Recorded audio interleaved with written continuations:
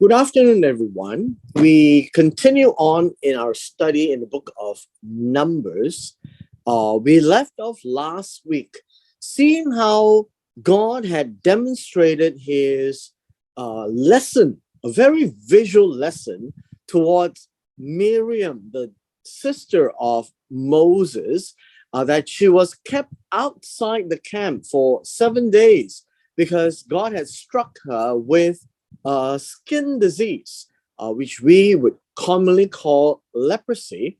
And during that period of time, the entire camp of Israel was not able to move because God would allow that until Miriam was reintegrated into the camp.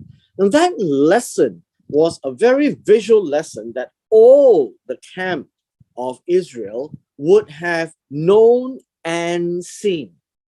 And now moving into chapter 13, we have a interesting challenge, I would say, because it doesn't give us the entire background of what actually happened in chapter 13, verses 1 and 2. As you can see, it says the Lord, and the Lord meaning Jehovah, says that he spoke to Moses saying, "Send men to spy out the land of Canaan, which I am giving to the children of Israel. From each tribe of their fathers you shall send a man, everyone a leader among them." We need a little bit of background because it is quite interesting when you read this on the surface. You would think that God is telling them to go into Canaan, go and spy out the land. Now, this requires us to now jump on to Deuteronomy chapter 1 and 2.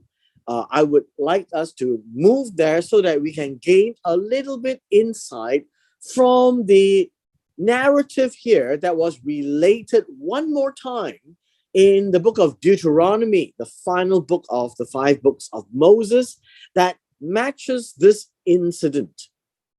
In Deuteronomy chapter 1, let's quickly take a look at a number of passages so that we are clearer as to what Numbers chapter 13 is all about. It says, "So we departed from Horeb," and that would be Sinai, "went through all that great and terrible wilderness which you saw on the way to the mountains of the Amalekites, as the Lord our God has commanded us. Then we came to Kadesh Barnea, and I said to you, you have come to the mountains of the Amalekites, which the Lord our God is giving us." This will refer quite closely to Genesis chapter 15 about the Amalekites, that the descendants of Abraham will return to the land when the sins of the Amalekites are fulfilled or are completed. And so now they are going to the mountains of Amalek, and God is saying that that's the place that God is giving. It says, "Look, the Lord your God has set the land before you," meaning they're looking at the land. The instruction right before Numbers chapter 13 is this: to go up, possess it, as the Lord your God, the God of your fathers, have spoken to you. Do not fear or be discouraged. What actually happened now, to give us a bit of a background in Numbers chapter 13, is this: "And every one of you came near to me and said, let us send men before us, and let them search out the land for us, and bring back word to us of the way which we should go up, of the cities into which we shall come." And this should give us an idea of the incident in Numbers chapter 13. "The plan pleased me well. And so I took 12 of your men, one man from each tribe, and they went up into the mountains," and we would be reading this. and they spied it out. The incident tells us that every one of you came near to me. It was instigated by the people. It wasn't God who instigated or who told them to go in, because there was no need for God to send spies in. But the people were the ones, right? The people were the ones. So that's number one, that I want us to have that background. The second passage that we need to have a background is in Deuteronomy chapter 2. In Deuteronomy chapter 2, we read about three groups of relatives of Israel that God says, you must not disturb nor take anything that belongs to them, particularly the land. And right from the south going up north, it would be the Edom or the Edomites, then the Moabites and the Ammonites. Now, I would like us to pay close attention to some of these things that is mentioned, so that it also becomes our background to Numbers chapter 13. Now, in Numbers chapter 13, you would have to read in verse 9 onwards. We'll read from verse 9 onwards. Then the Lord said to me, do not harass Moab, nor contend with them, for I will not give you any of the land as a possession, because I have given Ar to the descendants of Lot as a possession. The Ammon had dwelt there, and a people as great and numerous and tall as the Anakim, and we will read about the Anakim afterwards.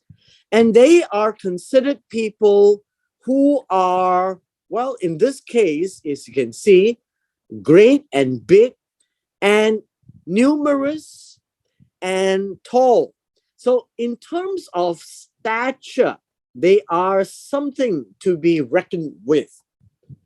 And here it says they were also regarded as giants, and the word giants here is Rephaim, from the word Rapha. And it is to denote that these people are just big. They're much bigger than normal, like the Anakim. And the Moabites call them Amim. And then the Horites, who were formerly dwelling in Seir, the descendants of Esau dispossessed them and destroyed them from before them, just as Israel did to the land of their possession, which the Lord gave them. And so this is to tell us that the Horites probably are also in the same class. Probably in the same class.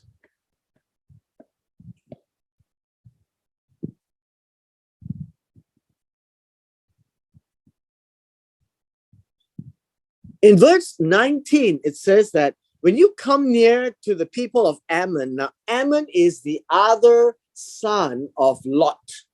It says, do not harass them or meddle with them, for I will not give you any of the land of the people of Ammon as possession, because I have given it to the descendants of Lot as a possession. And for our background, that was also regarded as the land of Rephaim. Giants formerly dwelt there, but the Ammonites called them Zamzumim, right? A people great and numerous and tall as the Anakim. And they were dispossessed and destroyed. And that is the background I had hoped for us to be bearing in mind, that we are clear of the text in Numbers chapter 13. Back to Numbers chapter 13. And given the background that we read in Deuteronomy chapter 1 and then Deuteronomy chapter 2, Deuteronomy chapter 1 gives us the background to this first part of the text. The Lord spoke to Moses will now tell us that the people had approached Moses. And then he in turn approached God, asking him what to do. And God now replies to Moses. And that is that background. The people had wanted to go and check out the land. And so the text now tells us this: send men to spy out the land of Canaan, which I am giving to the children of Israel.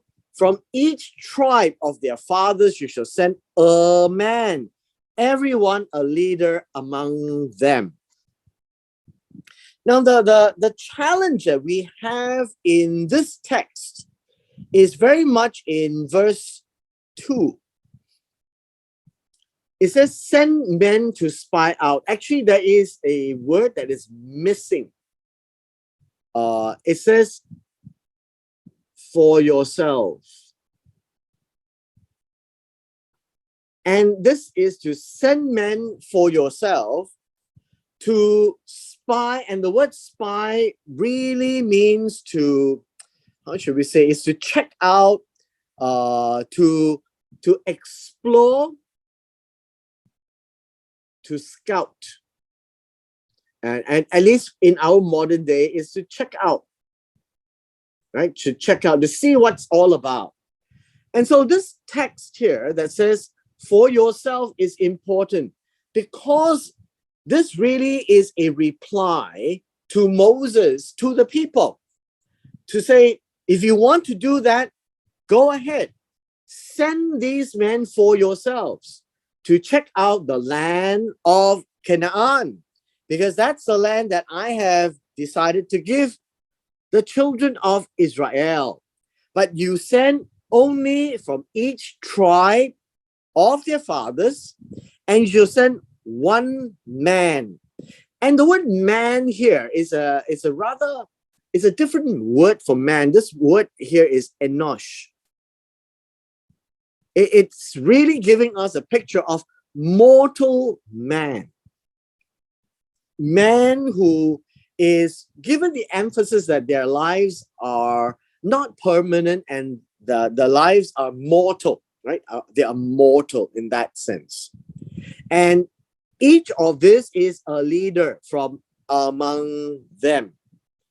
And from verse 3 onwards would be what we call the selection of 12 of these people, one from each tribe. And you notice that there is no one from the tribe of Levi, which tells us that these will be the 12 parcels of land that would be distributed out to 12 tribes in its designation, who will be inheriting the land. And as we know, the Levites are not inheriting. So the tribe of Joseph is split into his two sons, Ephraim and Manasseh. So you can see from verse 3, from the wilderness of Paran would be somewhere south, near the Aqaba on the east side. And they were the heads of the children of Israel. And these were their names. From the tribe of Reuben, Shamuah. From the tribe of Simeon, Shaphat. From the tribe of Judah, Caleb. This word here, Caleb, we may not be aware that the Hebrew name for Caleb actually means dog, right? It means dog. And it gives a characteristic of one who is faithful. The next from Issachar is Igal, right? Igal, the son of Joseph. The tribe of Ephraim is Hoshea, the son of Nun. And this is something that we need to pay attention because this name is demonstrated a couple of times in this chapter. From the tribe of Benjamin, Palti, the son of Raphu. From the tribe of Zebulun, Gadiel from the son of Sodi. From the tribe of Joseph, in this case, would be the tribe of Manasseh, who is Gadi, the son of Susi. From the tribe of Dan, Amiel, from the son of Gemali. The tribe of Asher, who is Setur. Setur would be the son of Mikael. Mikael is Michael. Right? It sounds like English, but it's actually a Hebrew name, Mikael. And from the word El, if you can note, which is God. From the tribe of Naphtali, you'd find that the name is Nachbi. Nachbi, the son of Vovshi.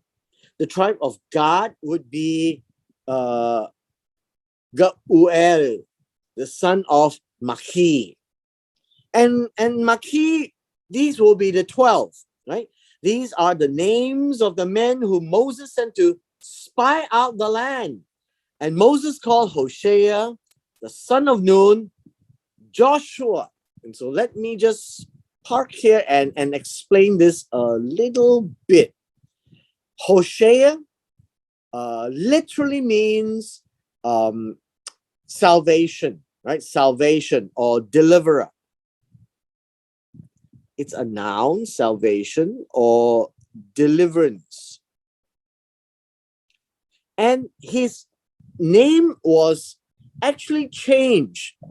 I would say, it won't be say change. I would say Moses called him by a more, the longer name, which is Yehoshua. And it's Yehoshua has an interesting explanation that we may not be aware. Yehoshua, apparently in some of the Jewish literature, comes from the word Yesho, Yesho,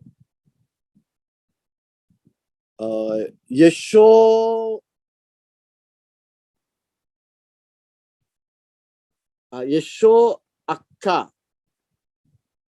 It means this. It means God. This is the name of God. Yesho Akka would be He will save you. Right? He will save you. God, He will save you. And so Yehoshua is the non-contracted, the original form of the name Hoshea, right? Hoshea. And that's where we get the very more popular name in the book of Ezra would be Yeshua. Right? Yeshua is also what we call a contraction, right? Yeshua.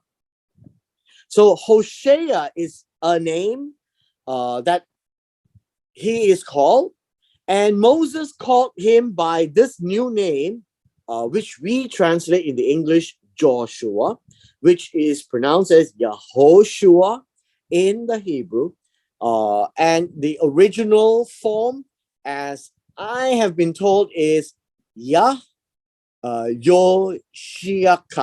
right? Yoshiaka, sorry, Yoshiaka. And it means God will save you. And Yehoshua is contracted to Yeshua, especially in the book of Ezra. There are a number of people by the name of Yeshua.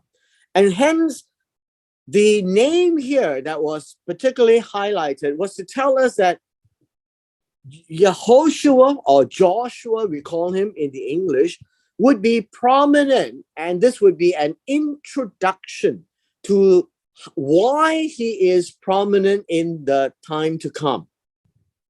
Verse 17 now says this: Moses sent them to check out the land, explore the land of Canaan, and said, go up this way into the south.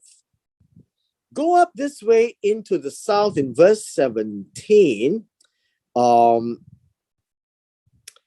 is Negev. This would be the word Negev. And you would be curious to know that the south of Israel today is a patch of wilderness or desert land that is called Negev. Negev would be south. Negev would also be the desert area. And then from there, they would go up to the mountains. And then they are to see what the land is like. Now, this is important. They are going there. And verse 18 really tells them to see. Visual. It is, and to observe, right? And to learn of that place.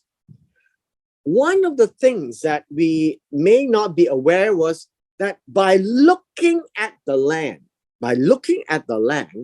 it can conjure a certain element of either joy or fear. Because they do not know what to expect in the land, God didn't want them to go in to see. And for the for the reasons that now that they check it out, they began to develop the fear. Now, I guess we're sure that the Edomites, the Moabites, and the Ammonites, when they displaced those giants of Rephaim called Amim, the Horites, or the Zamzumim, they might be just as afraid, because the text says that they were just like the Anakim, which we are going to read right now. And so visual is important, to see, and it will give them the creeps. I guess we could say that.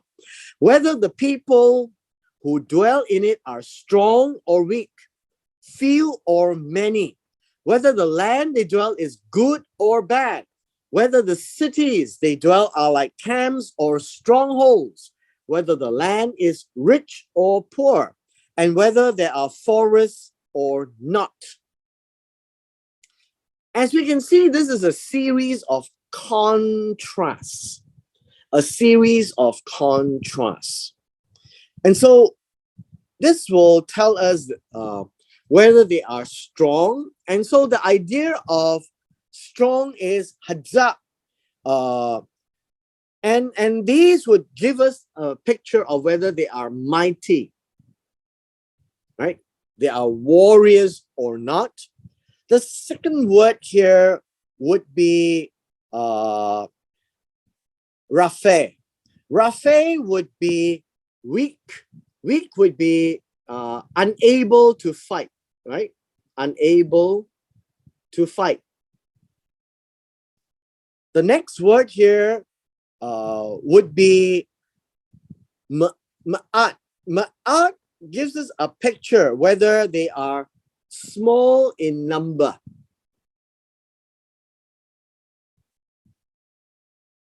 And then many would be the opposite. That would be Ra'avim. Many would be uncountable. Like so many that you can't count. Whether the land, right, that they are living in, that they're staying in, or they're sitting there right now, is Tov or Tovah, right? This is Tov or Ra or Ra'ah. Understand, Tov would mean that it is functional for them, that is doing well. Ra'ah means that, well, it doesn't fit their purpose for the idea of the land. The next would be the cities, right?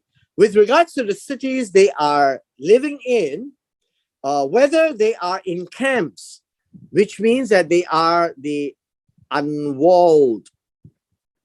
villages. Or they are living in forts. This would be in fortresses. And interestingly, the Jewish people have a very interesting way to explain. It says, if they are staying in camps, it means that they are very powerful and very strong because they are not afraid of their enemies. If they live in walled cities, and by fortresses, they would mean walled, right? Walled. And that means that they are afraid of others, so that they build a wall around them and they will keep them out. Now we talk about whether the land in itself is rich or poor. The first word here is shaman. Shaman means fat, right? A land filled with milk and honey. Fat is rich. Fat is rich or plenty, right? This is the picture of this word. So rich doesn't mean lots of gold and silver. Rich really means that it is filled with, it's a fat land. Lots to eat, right? Lots to eat. Or if it is poor, poor in this sense would be a picture of thin. Thin would mean that they don't have enough to eat. That's the picture. Not enough to eat. I guess this would give us a picture of, the 7 fat cows and the 7 lean cows in the dream of Pharaoh towards the end of the book of Genesis. So the idea about the land being fat is for us to give us an imagery that, it is so rich. People who are there can have so much to eat. And so fat means it gives out a lot of rich and plenteous things. Thin would be poor, not enough to eat, just little bits here and there. And then forests, that's interesting. The idea of forest would be a place of trees. Whether the trees are there or not, right? Are there or not. If there are trees, it will tell us that there will be a chance for us to build big structures.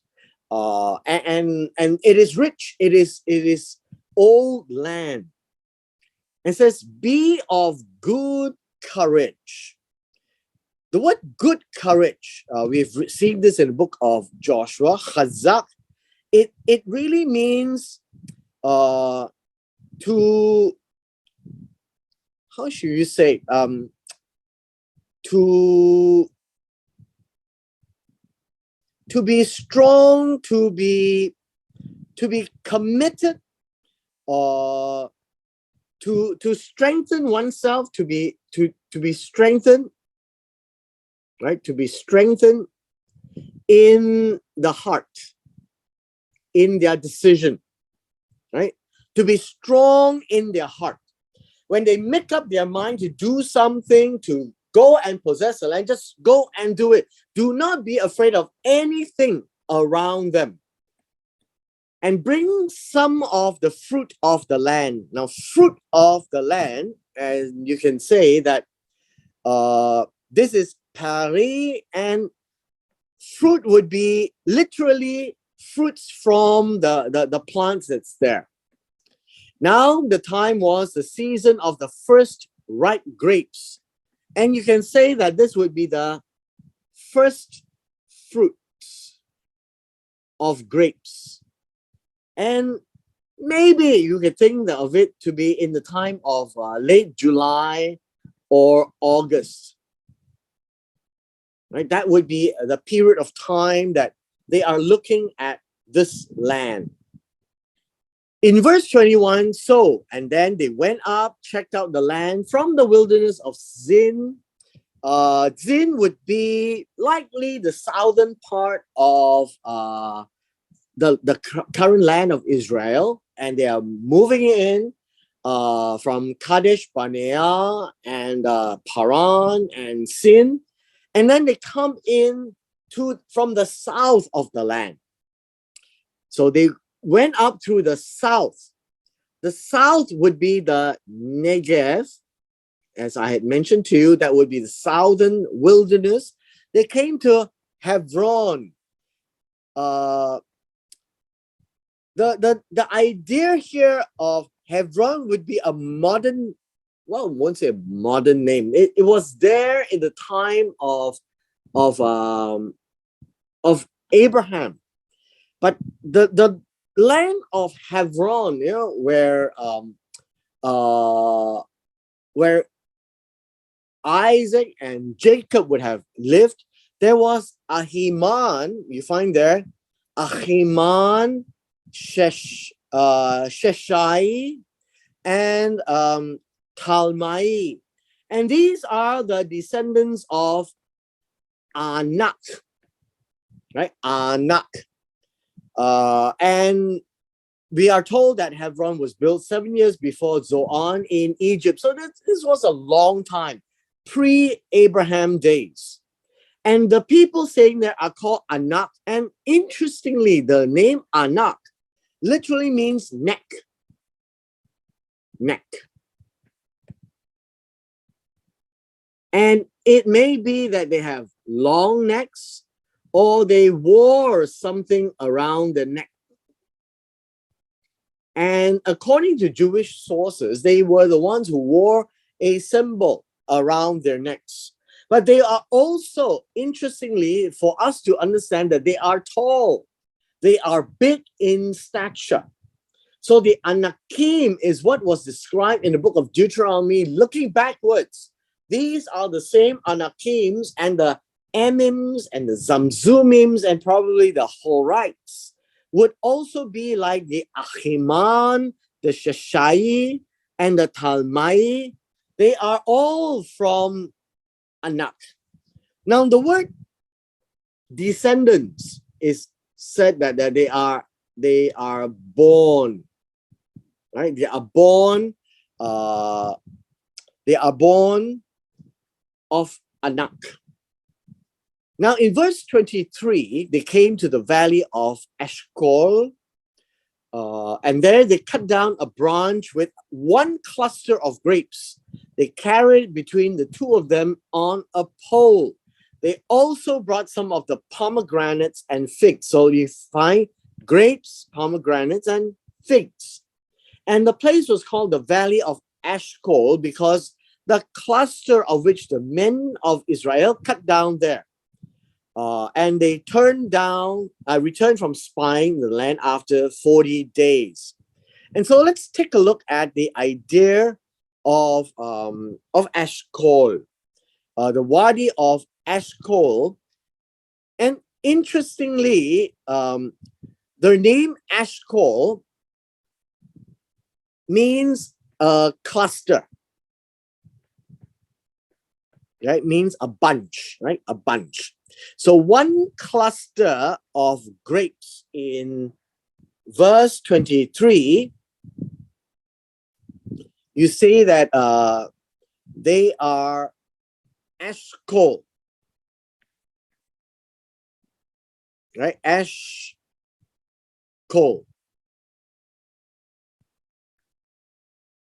And it's called cluster.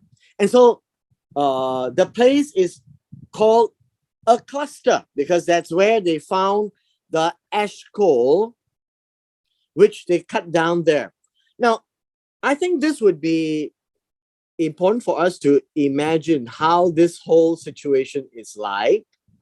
They are said to be carried by two men, and the two men would have a pole. And with the pole, they would find that they had a bunch from a branch, right? From a branch. And from there, they had grapes.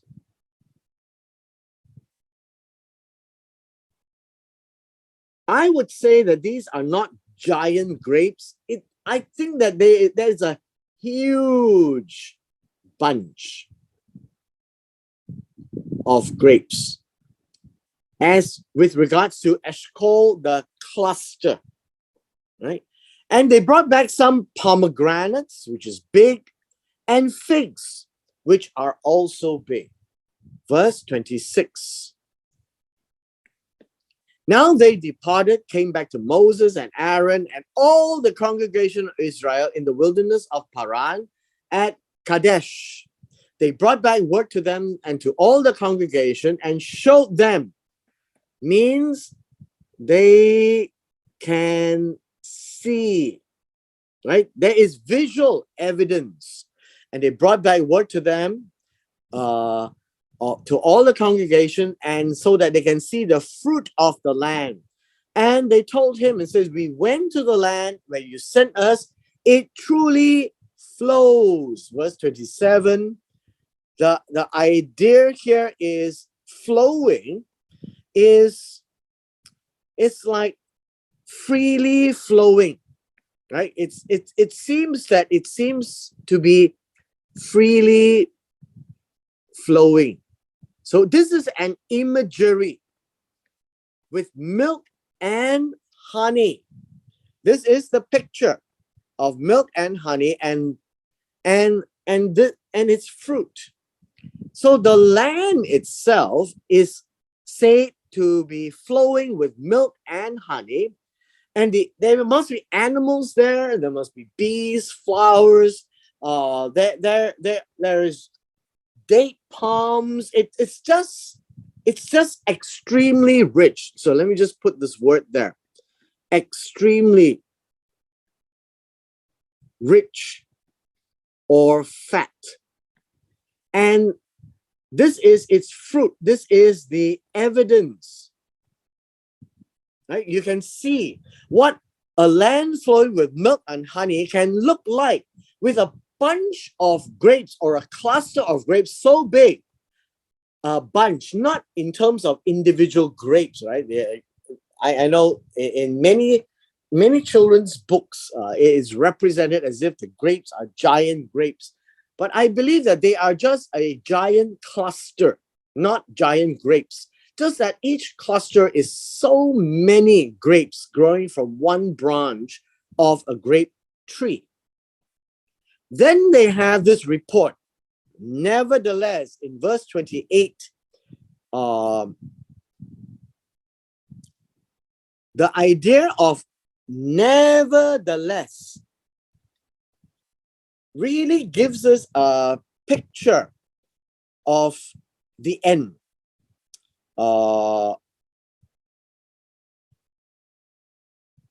It says at the end, when they went in, they saw the people who were living in the land. They are strong, which tells us that they are mighty warrior, which means they can fight.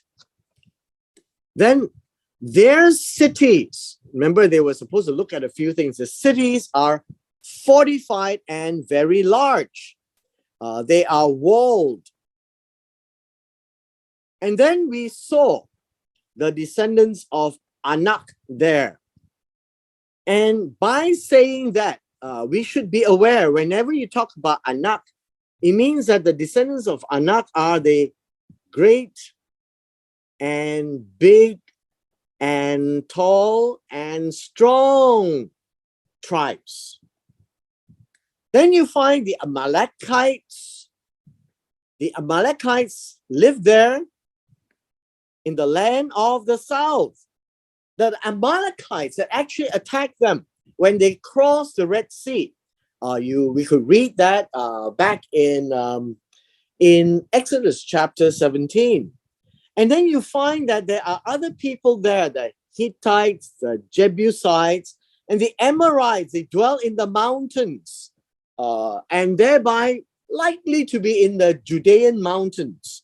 And the Canaanites dwell by the sea and along the banks of the Jordan. So there are all kinds of people who are there. And they know them because they might have heard of them from the past.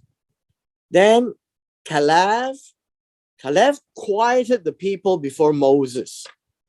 Now, the idea of quiet means, I would say that they made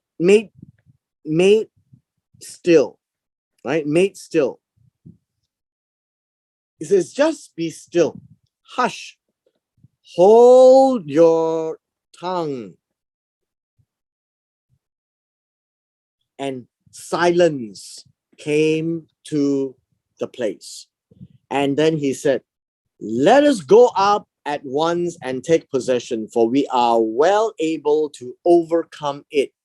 And remember, Caleb came from the tribe of Judah. And as a leader of Judah, he was the one who instigated and encouraged to trust God, right? Trust God to do it, right? To do it, to go in and take possession, because they are able to. They have done so much already. Now the problem starts in verse 31.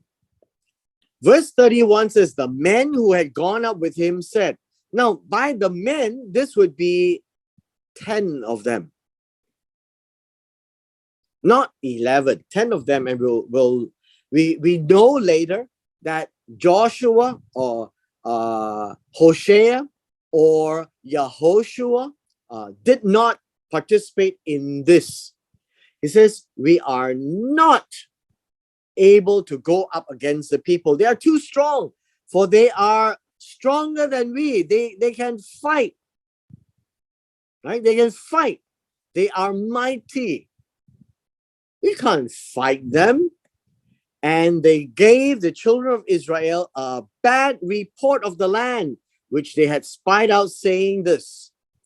The report is important. In verse 32, the idea of report, and usually this word, debar, a bad report, also means an unfavorable message, and there is a way that you can say this is a slander as well, meaning it is composed of lies. Not just a bad report, but they lied about the land which they had spied out. Now that is, I guess you could say that it gives us a picture that these 10 guys came back not giving a truthful evaluation of the land. I think that would be a better way of saying that. They brought back, well, half-truths. They didn't say everything that they have seen. They only biased their report towards what they wanted to say. And in so doing, I think you can call this falsehoods or false witness of the land. And this is what they say: the land through which we have gone as spies is a land that devours its inhabitants. And this is verse 32. It says that they will eat up. Right? This is the meaning of the word. They will eat up its inhabitants. Meaning, if you go in, you will lose yourself. You will die there. I guess that's what they're trying to say. That all the people, and that's an exaggeration. This literally means all the people, everyone whom we saw, are men of great stature. The idea of stature here is in terms of size, right? In terms of size, they are big, they are tall, right?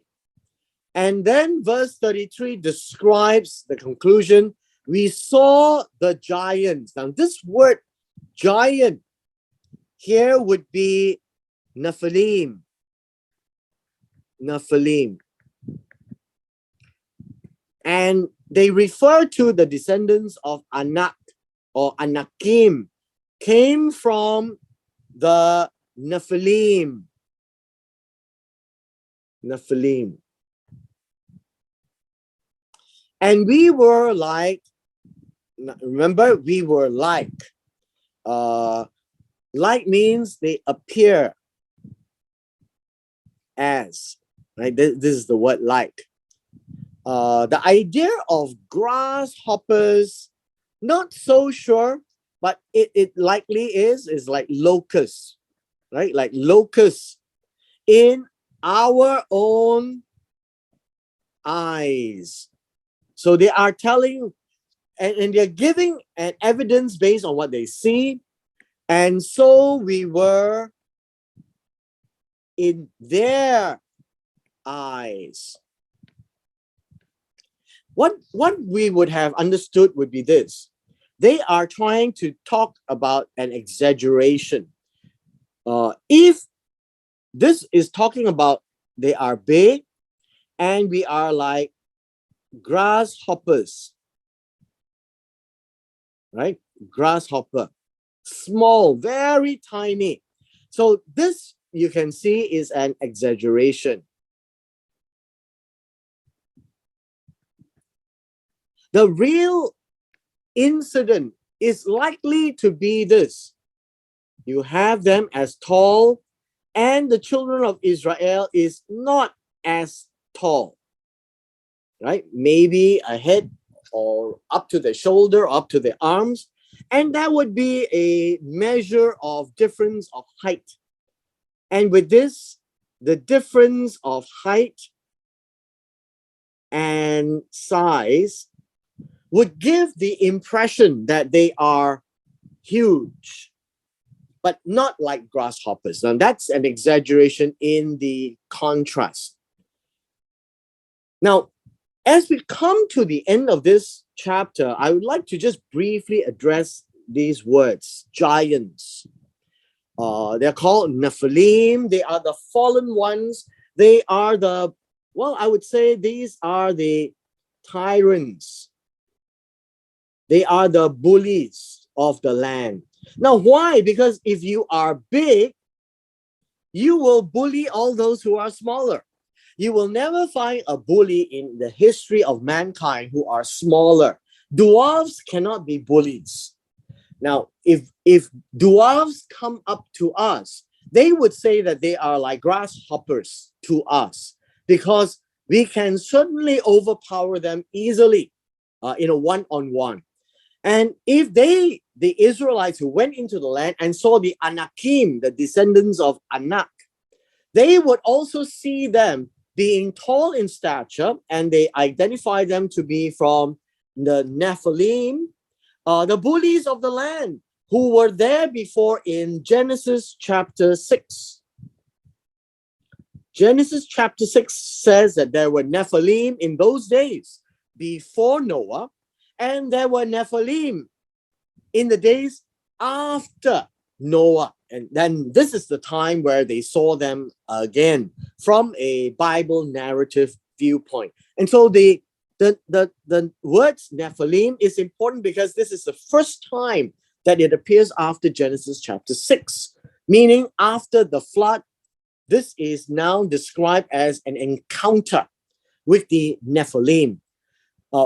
Later in Deuteronomy chapter 2, we were told that the Moabites overpowered the Emims, the Ammonites overpowered the Zamzumim, the Edomites overpowered the Horites, and those three groups of people had overpowered the Anakim before. This group of people called the children of Israel is the last of the four groups of people that God is giving land to. And this final piece of land is the best of the land. And obviously, it would be the most challenging of the land. And in this case, the remnants of the Anakim is seen there. that they are to go in and dispossess all these people greater, bigger, and stronger than the Israelites. Just as the Edomites, the Moabites, and the Ammonites had done so a long time ago. And so in this case, in chapter 13, they had two pieces of evidence in their sight. One is a verbal testimony of 10 of them that they say that don't go in, we will die there, the land will eat us up, we will not survive in there, the Anakim will destroy us and we cannot fight them. Then two more of them, and I believe that would be Joshua, Yehoshua, and Caleb or Caleb, would have brought a huge bunch of grapes to show the people that the land is really flowing with milk and honey. It's rich. The fruits there is not just one, it's bigger, it's bunched up more. And it says that's the land that God has promised to our fathers. Let's go in and take it. And thereby, two different testimonies were placed before the people, one with visual evidence, one with verbal testimonies, which now we call a bad report, a report that is filled with lies because it was biased and twisted. And this is the situation that is now presented to Moses, Aaron, and the people. And the children of Israel heard all these things. What would they do? And that would come in the next chapter, chapter 14. That will be next week. And with this, we come to the end of chapter 13.